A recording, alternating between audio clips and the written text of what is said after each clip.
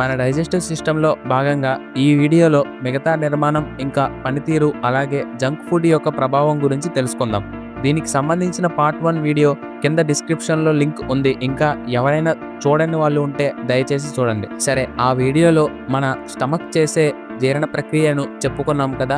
ఇప్పుడు ఈ స్టమక్లోకి normal food మరియు జంక్ ఫుడ్ వస్తే ఏం జరుగుతుందో చూద్దాం. అయితే మనం ఏ ఫుడ్ తీసుకున్నాం అనేది పక్కన పెడితే ముందు ఆ ఫుడ్ని బాగా నమలడం అనేది ఒక ముఖ్యమైన చర్య. ఎందుకంటే బాగా నమలకుండా మింగిన ఫుడ్లో పార్టికల్ సైజ్ పెద్దగా ఉండడం వల్ల డైజెషన్ చేసే ప్రాసెస్ మొత్తం కూడా కడుపు పైన పడుతుంది. ఇది చాలా ప్రమాదకరం. ఎందుకంటే నార్మల్ టైంలో కంటే అప్పుడు మన కడుపు ఎక్కువ మోతాదులో HCl రిలీజ్ చేయాల్సి వస్తుంది. దీనికి కారణంగా ఎసిడిటీ, గ్యాస్ వంటి సమస్యలు తలెత్తుతాయి. సరే, ఇప్పుడు జంక్ ఫుడ్ తీసుకోవడం వల్ల ఏం జరుగుతుందో చూద్దాం.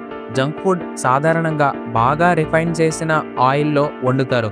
ఈ రిఫైన్ ఆయిల్ వల్ల ఏమవుతుందంటే ఇది ఫ్రీ రాడికల్స్ ను పెంచి మన బాడీలో ఉండే సెల్స్ ను డ్యామేజ్ చేస్తుంది. అయితే మనలో కొంతమందికి ఈ ఫ్రీ రాడికల్స్ అంటే ఏంటో అంత అవగాహన ఉండకపోవచ్చు. సో దానికోసం ఇప్పుడు చెప్తాను, జాగ్రత్తగా వినండి. నార్మల్ గా మన బాడీ అనేది కొన్ని కోట్ల కణాలతో ఏర్పడిందని మన అందరికీ తెలిసిన విషయమే. అయితే ఈ కణాలు సరిగ్గా పనిచేసేందుకు బ్యాలెన్స్డ్ గా ఉండి ఆరోగ్యంగా ఉంటాయి. మరి ఈ ఫ్రీ రాడికల్స్ ఏంటంటే శరీరంలో ఏర్పడే అస్థిరమైన అణువులు, అంటే అన్స్టేబుల్ ఆటమ్స్ అన్నమాట. ఇలా అన్స్టేబుల్ అనే గుణాన్ని కలిగి ఉండడం వల్ల ఇవి మన బాడీలో అన్బ్యాలెన్స్డ్ స్టేజ్ ని తీసుకొస్తాయి.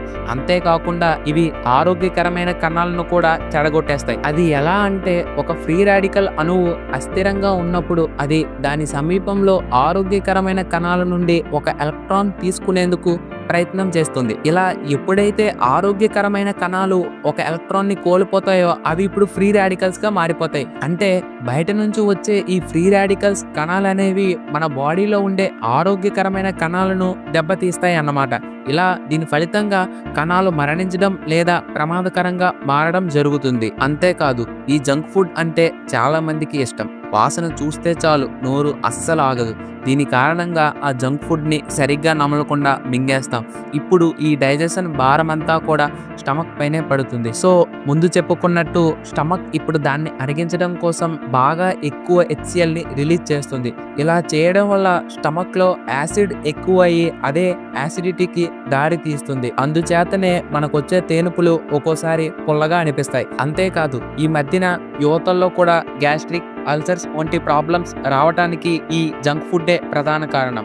సరే, ఇప్పుడు ఈ స్టమక్లో తయారైన కైమ్ అనేది డియోడినం అనే పార్ట్లోకి వెళ్తుందని చెప్పుకున్నాం కదా. ఈ డియోడినం అనేది 25 సెంటీమీటర్లు మాత్రమే ఉంటుంది, కానీ చేసే పని మాత్రం చాలా ఎక్కువ. దీనిలోనే మన బాడీకి ఎటువంటి ఆహారం అయితే కావాలో అలాంటి ఆహారం తయారవుతుంది. ఇక్కడ క్లోమ గ్రంథి నుండి క్లోమము, కాలేయం మరియు గాల్ బ్లాడర్ నుండి బైల్ అనే డైజెస్టివ్ జ్యూస్ ఈ కైమ్తో బాగా మిక్స్ అవుతాయి.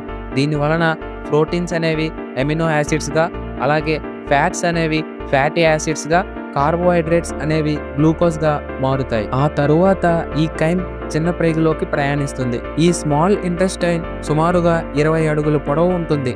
ఒక నార్మల్ మనిషి పొడవు 6 అడుగులు మాత్రమే ఉంటాడు.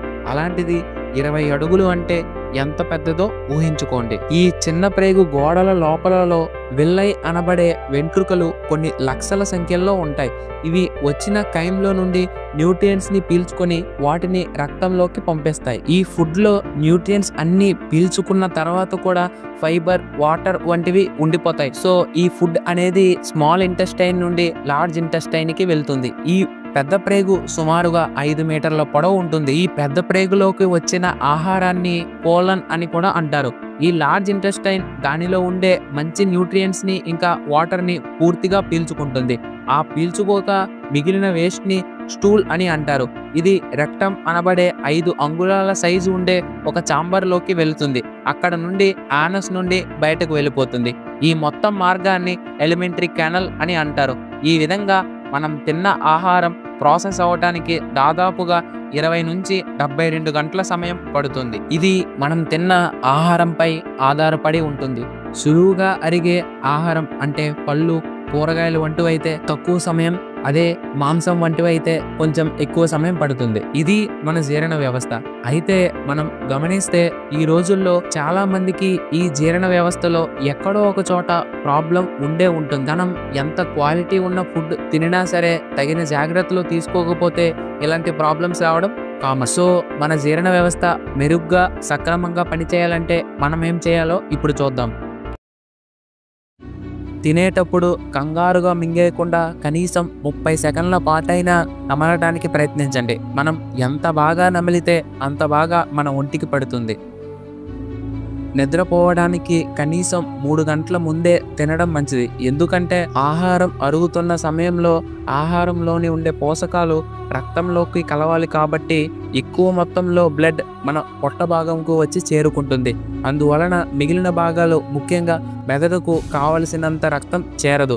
సాధారణంగా మనం నైట్ నిద్రపోతున్న సమయంలో మన మెదడు అన్ని బాడీ పార్ట్స్ని రిపేర్ చేస్తూ ఉంటుంది. కానీ మనం తిన్న వెంటనే నిద్రపోవడం వల్ల మెదడుకు కావలసిన రక్తం అందక దాని పని అది చేయలేదు. అందుకే 3 గంటల ముందే తినడం మంచిది. లేదా తిన్న తర్వాత అయినా 2-3 గంటల సేపు వేచి ఉండండి.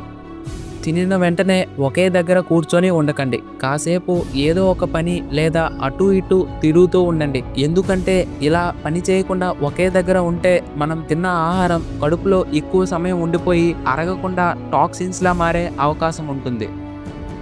ప్రతిరోజు ఒకే సమయానికి తినేలా ప్లాన్ చేసుకోండి. ఇలా తినడం వల్ల జీర్ణ వ్యవస్థ మన టైమింగ్కి అలవాటు పడుతుంది. దీనివల్ల అరుగుదల పెరుగుతుంది. ఎక్కువగా స్ట్రెస్కి గురి కాకండి. ఎందుకంటే స్ట్రెస్కి గురి అయితే మన బాడీ మొత్తానికి వేగంగా బ్లడ్ పంపాల్సి వస్తుంది. దీనివల్ల అరిగే సమయంలో కావలసిన బ్లడ్ ఉండక ఫుడ్ టాక్సిన్లా మారుతుంది. భోజనం చేసేటప్పుడు నీళ్లను ఎక్కువగా తాగకండి. అలా చేస్తే మన కడుపులో రిలీజ్ అయిన యాసిడ్స్ యొక్క పవర్ తగ్గిపోతుంది. తద్వారా ఆహారం అరుగుదల తగ్గిపోతుంది.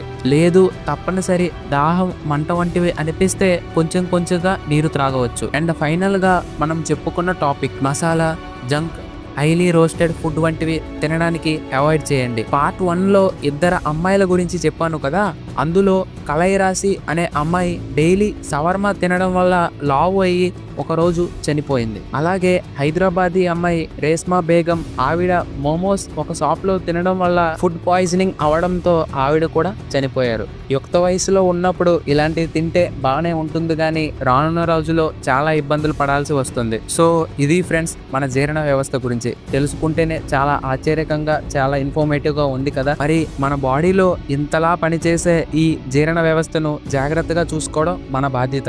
ఎంత ఉన్నా తిన్నది అరగకపోతే ఏం లాభం. సో ఇది ఫ్రెండ్స్ ఇవాల్టి వీడియో నచ్చితే లైక్ చేసి అలాగే మీ ఫ్రెండ్స్ అండ్ ఫ్యామిలీ మెంబర్స్కి షేర్ చేయండి. వాళ్ళు కూడా తెలుసుకోవాలి కదా.